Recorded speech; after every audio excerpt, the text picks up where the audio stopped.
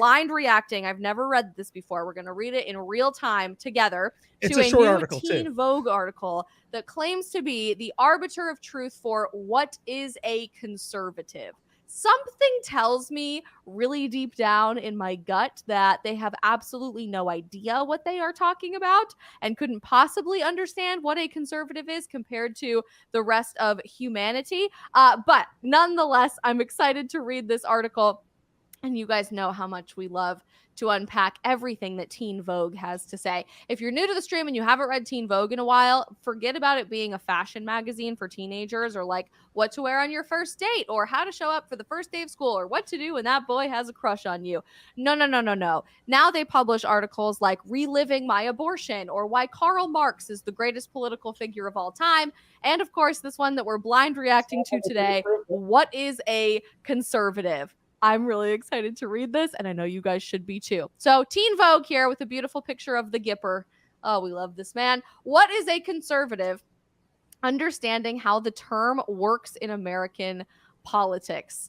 This is a column that they run in the magazine that decodes the lingo of American politics and media. Boy, this is going to be good. It's also supported by the journalism nonprofit, the Economic Hardship Reporting Project. Interesting. The evergreen questions raised by the label conservative are conserving what and from whom? Let's dispense with one popular answer to this question, asserted by many American conservatives and liberals alike, that proper conservatives are devoted to small government or engaged in protecting individual liberties from a big government. That seems to me to be a pretty all-encompassing definition of what it means to be conservative, but we've only gotten, 4 sentences into this article, so I highly doubt that that's really what they're going to tell us. These are the slogans of today's Republican Party, but there's no good argument to believe that the party behind the war on drugs, interesting, the first and second Iraq war, massive police funding, eliminating the right to abortion. We talked about this week already, but is there any constitutional or legal right to an abortion federally in America? Crickets? No, there is not. So I'm so tired of these companies writing this. Don't say gay laws. Tell me you know nothing about what's going on in the state of Florida, Teen Vogue, without telling me. And school book bans, again, tell me you know nothing about what's going on in the state of Florida without telling me, is in any way that makes sense devoted to limiting the power of the government. To make sense of the word conservative, we have to dig deeper than headlines and slogans. Like a lot of our political vocabulary, see also left and right. I'm trying to work on my Sam Cedar. Pause. Okay. Yeah. So I just want to note a couple things here. One is that,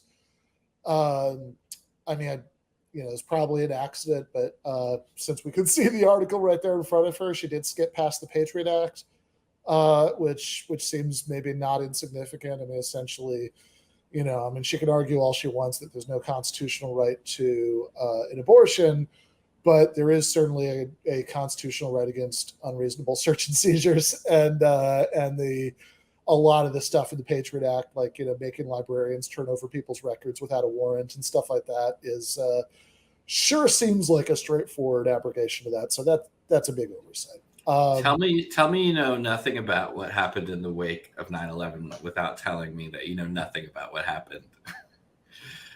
Would be what you would say. Snap. All right. So yeah, and on the, it's also funny. It's like, okay, so do we only care about rights that are in the Constitution? So if,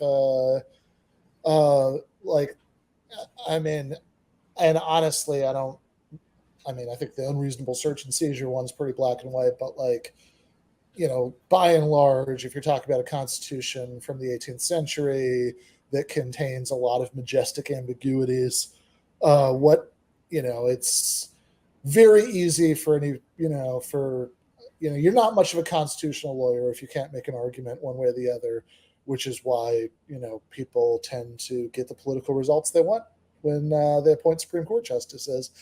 but I would also think, maybe we care about some rights that aren't spelled out in the Constitution. I would imagine, but on Don't Say Gay, both bands, I mean, I did this debate. When was this? This was like a year and a half ago in Texas. I did that debate where it was like a panel of right wingers and me. It was like one of them was the actual Justice Warrior guy who just debated Sam. One of them was a much less chill blonde Republican woman whose name I do not recall, but who was convinced that the Communist Manifesto said something about using race and gender to destroy the family. And in that debate, I had that. That was actually the one where he wasn't on the same panel as me, but that was the one I met James Lindsay in the green room, and my Midwestern training kicked in, and I didn't tell him to go fuck himself. I just I was just like, "Hi, I'm Ben." But in any case, in that debate, we got into this at length about the Don't Say Gay bill and why I think that is actually a pretty accurate description of what's in that law, because the defenders of it, at least this panel of defenders of it at this debate, want to portray it as having something to do with like sex education, or like not exposing children to like inappropriate sexual content. But if you look at what PEN America has put out about this, they point out that laws already on the book before this passed in Florida are very explicit about not allowing sex ed until, I don't remember when, but certainly I think actually at a later point than the Don't Stay Gay stuff even affects. And when you do, because they've still got these laws on the books from like 1965 or something, it's already super restrictive. Like, it says that you have to emphasize the benefits of monogamous heterosexual marriage. I believe that's the phrase that was already in Florida law before this. So the whole sex ed thing is just kind of a red herring. Really, and it doesn't. If you read the law, the thing that's been dubbed "Don't Say Gay," the word, like, there's no mention of sex or sexuality in there. So like, even if this wasn't already banned by existing Florida law, this wouldn't do anything to stop it. It doesn't say anything about sexual content. What it says is you can't talk about like sexual orientation and gender identity, which is just a different set of topics. Right? That's not the same topic. And I think sorry, go ahead. And there have been all these reports from Florida schools since that passed of like school districts that are worried because it's like, well, what the fuck is it that we're doing that we're not supposed to do? They don't want to end up on the wrong side of the law. So they end up doing things like telling gay teachers to like put away any pictures they had on their desk of like, the teacher with his husband or whatever. All right. Should we see? Let's it gets, right. Believe me, it's going to get great. The political meaning of conservative came as a result of the French Revolution of 1789, when democratic radicals deposed the monarchy and the aristocracy. Soon after, in 1818, defenders of the French old regime founded a pro-monarchy journal, we're working on our French, Le Conservateur, that first used the word conservative in the modern political sense. The magazine...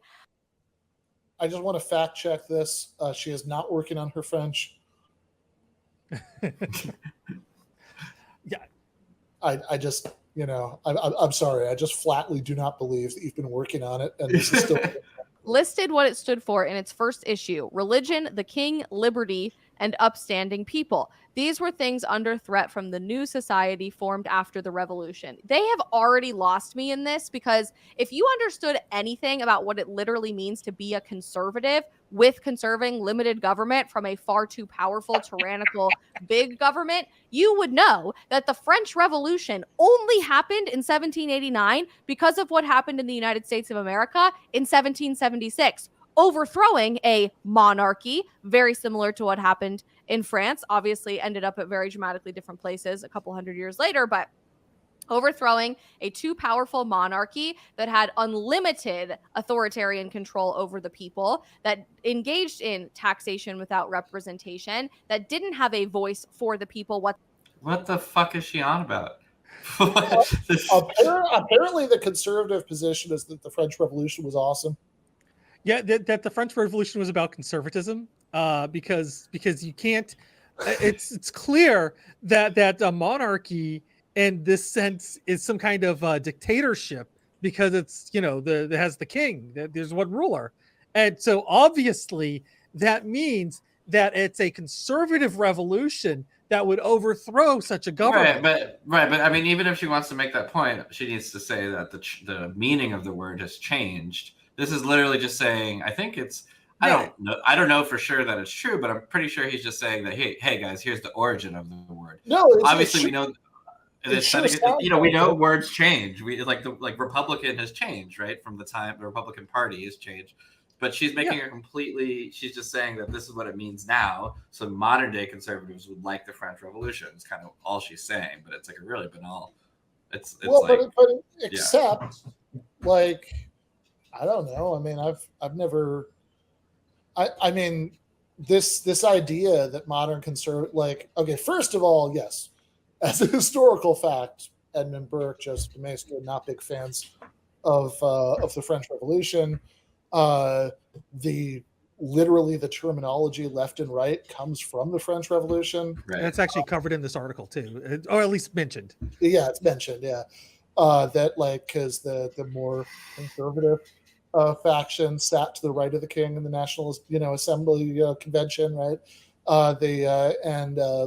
And the more radical ones sat to his left. But also, okay, so just as a historical claim, the original conservatives, literally when we invented this terminology, conservative, right wing, all this stuff, the issue was French Revolution, yay or nay, and the conservative position was nay, and. So that's like the historical point. But even on the modern one, Jake, I mean, this idea that modern conservatives love the French Revolution, I don't know. I mean, I would advise her to do a poll of her fellow cons on this one, because I hear from right-wingers all the time that it's like, oh my God, can you believe these commies actually named their magazine Jacobin after those like horrible people, who are like guillotining, innocent aristocrats. Like, this is a very, very common like complaint that they make, and like, I don't know, it seems like even your fancier intellectual conservatives will trace their heritage back to people like Edmund Burke and Joseph de Maistre, who are reacting against the French Revolution. I have yet to run into the. I mean, if there is a modern conservative out there who's like, hey, you know who I like, you know who my guys are. To go back to Marin, right? You know who my guys are. My guys are Robespierre, Danton, Saint-Just. Like these are my guys. Like that's not a conservative I've met. No, that's a good point. And I also just want to put a pin in Edmund Burke really quickly because that's going to be coming up and it's going to be beautiful. Whatsoever. The government was not of the people, by the people, and for the people, and was too powerful and tyrannical, necessitating conserving God-given liberties, individual liberties, from too powerful political entities currently in existence. That's the founding of conservatism. It had nothing to do with the king or preserving a monarchy in citation to needed. A French Revolution or true democracy or a democratic republic. In reality, it had everything to do with those things. So a new society formed after the revolution is by definition a conservative society. Conservatism was not under threat by the people who engaged in the French Revolution or the American Revolution just a few years before that. You've already lost me, Teen Vogue, but let's see where you keep going. Modern day conservatives don't necessarily want to protect or conserve the same all she things needs to as their get 19th century brethren. Not too many Americans will admit to being monarchists. Again, the monarchy, okay, this I can't. But they do share a fundamental dilemma with their French forebears. Defining yourself in terms of an old order and its enemies makes it difficult to explain the sort of future that you want to build. On one hand, conservatives defend tradition and duty. On the other, these definitions of these things shift with every generation. And what good is tradition if it changes all the time? Does it have to change all the time? In 1790, the Irishman Edmund Burke authored Reflections on the Revolution in France, a polemic against the revolution that has become the foundational text of English language conservatives. Has Reflections on the Revolution in France been the foundational text of English language conservatives? I haven't heard of him. I feel like, call me crazy, I've never read this ever. I might have in high school, but I don't remember reading it. Whereas I have read the Federalist Papers. I have read documents written by our founding fathers. I have read John Locke and English thinkers and philosophers throughout the Renaissance period that were pushing for more well-rounded thought and individual participation in society and individual liberty and preserving your God-given rights free from a far too authoritarian government as my foundational texts of conservatism. Interesting that you just decide, Teen Vogue, that one person's book against the French Revolution is what is determining what it means to be a conservative for anyone who speaks English. Fascinating. I thought we didn't like generalizations. I thought that was like not okay or something. Burke didn't share the backwards looking attitude of their predecessor magazine. He conceded that society's need. Okay. So much better the second time through. Yes, Teen Vogue decided that Burke was foundational to conservative thought. That was something Teen Vogue decided. It was quite the editorial meeting, let me tell you. I mean, to be a fly on the wall of that meeting. No, there was a like, honestly, they just had like a really heated knockdown drag out debate over Federalist 42 and which one that is. Before that, they had to settle the 5 ways to know if a boy likes you back, and there was like just intense debate about which made it into the 5. But after that, when they moved on to what the foundational text was of conservatism, I mean, that's where it really got ugly. Yeah, it's not like, I mean, Michael Oak. Look, I believe her when she says she has not read Reflections on the Revolution in France. I want to make it really clear I'm not calling her a liar on that, because that has the ring of truth to me. I also believe that she has not read a lot of books by 20th century or 21st century conservative intellectuals. Your Michael Oakenshots, your Hazzonis, because if she had, she probably would have run into some references to Burke. They like him. And also John Locke is somebody who a lot of modern conservatives like, because modern conservatives, as Teen Vogue, honestly, Teen Vogue is what I got out of this video is that Teen Vogue is on point. But as Teen Vogue correctly points out, right, modern conservatives are not necessarily trying to preserve all the same things as 18th century conservatives. And so the big thing that modern conservatives are trying to preserve, that of course 18th century conservatives weren't, is capitalism. And so there's a big influence of basically the kind of classical liberalism that becomes libertarianism. There's a big influence from that on a lot of 20th, 21st century conservative thought. Hence, they like John Locke, which makes sense because he has this whole defense of capitalist property rights. But yeah, absolutely nobody in John Locke's lifetime would have referred to the man as a conservative. They would have found that bizarre, right? John Locke was the other thing. He was what was referred to as a liberal. Like, in the context of his time, John Locke, was a major liberal thinker in the era when liberalism was revolting against, the what was left of the feudal, ancien regime, right? That's John Locke wasn't trying to conserve the social order of his time. He was arguing for liberalizing it. It's complicated because obviously, what's liberal in John Locke's lifetime is not what was liberal in the 20th century. But I mean, like, there's nothing conservative about John Locke's position in the time and place that he was in. And nobody, like, conservatives will say they like John Locke, but your more literate ones will not say, yeah, that guy was conservative. Edmund Burke, that's conservative. Well, so just one point. So this is an article I found from last year. So let's talk about NatCon, right? So the movement has formalized its ideas in a new manifesto, National Conservatism, a statement of principles, released last week by the Edmund Burke Foundation. The list of signatories includes Charlie Kirk of Turning Point USA. Her boss, by the way. Where she fucking works. Her boss. Yes. Signed on to the statement of principles by the Edmund Burke Foundation or Society, or whatever. So I think I'm not trying to say I was an expert on Edmund Burke. I just think that if you encounter a claim in an article, like you say, okay, I don't know that much about Edmund Burke, but maybe I don't know enough to say that he is not the founder of conservatism. You know what I mean? And then you could research it.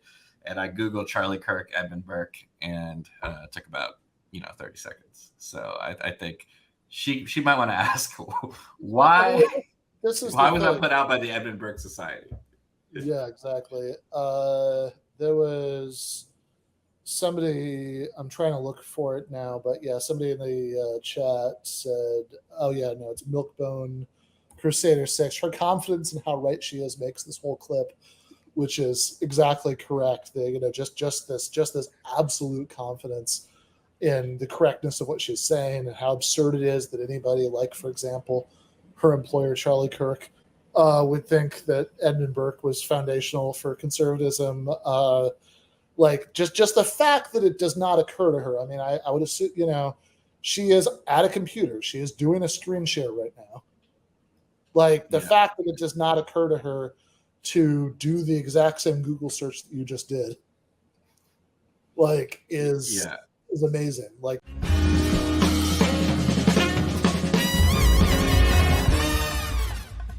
you have been watching free public content from Give Them an Argument. To access every single episode of the show, the main show on Monday nights, all of the streams, all of the debate breakdowns, all of the patron-exclusive postgames on Monday nights, all of the patron-exclusive bonus episodes every week, and much, much more, go to patreon.com/Ben Burgis. I cannot resist ending this with, don't be foolish.